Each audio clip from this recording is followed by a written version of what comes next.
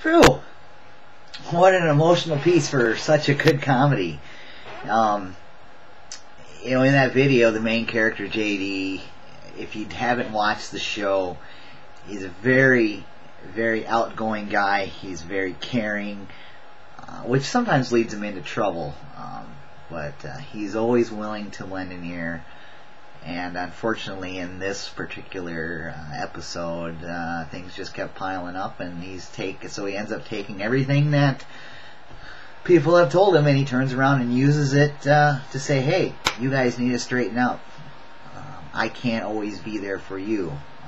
He turns, and while his overall message might be the right way of straightening them out, it necessarily wasn't the best delivery. And he blows up and uses these things and points and information that his friends have trusted him with.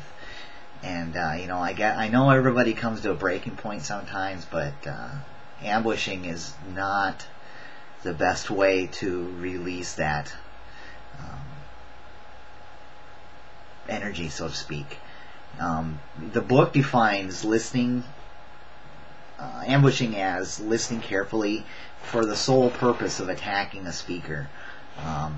It's not necessarily motivated by genuine desire to understand. They simply want to gather this information to use it as ammunition, to fire off, to become angry, be upset. If they're someone's yelling at you to get your point, they want to get their point across.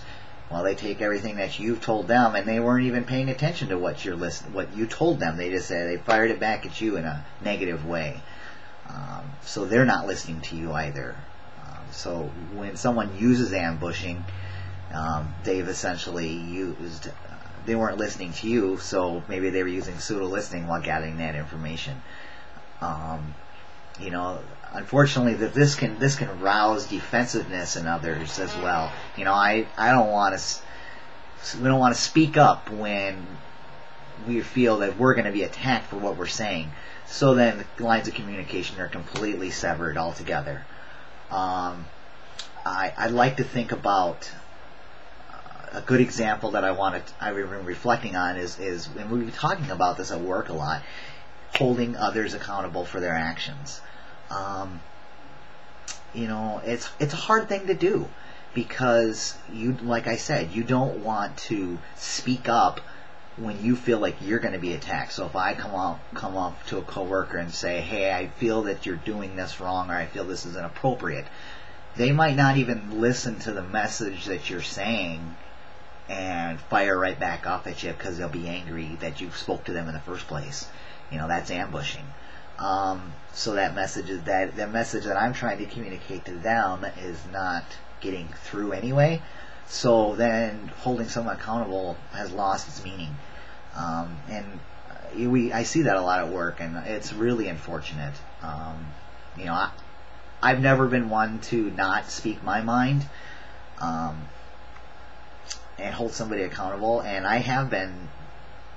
This particular instance has happened numerous times to me where I've done it, come back at someone and said, "Hey, I really think you need to rethink about this," or "I really think that you need to pay more attention to this," and they gather all the stuff that I'm telling them and fire it right back, and they're ambushing me. I'm trying to properly communicate with them, and they're not even getting the message across. So work accountability, or accountability in any kind of communicate, holding each other accountable is a big key to communication and improving on yourself as well. But it's hard to when someone gets defensive, and we all do it.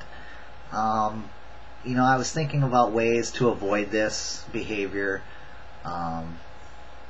It's definitely more internal than others, internal to ourselves, as far as how ambushing works. It comes from those raw emotions, and how you have to treat yourself inside. There isn't a lot of, I don't think there's a lot of external factors that can change that. When I think about the ambushing that I've done, and and when I'm talking about this in this video. I guess a good way to avoid ambushing would be to think about how you would want to be treated. Would you want that? I know, certainly no, I wouldn't.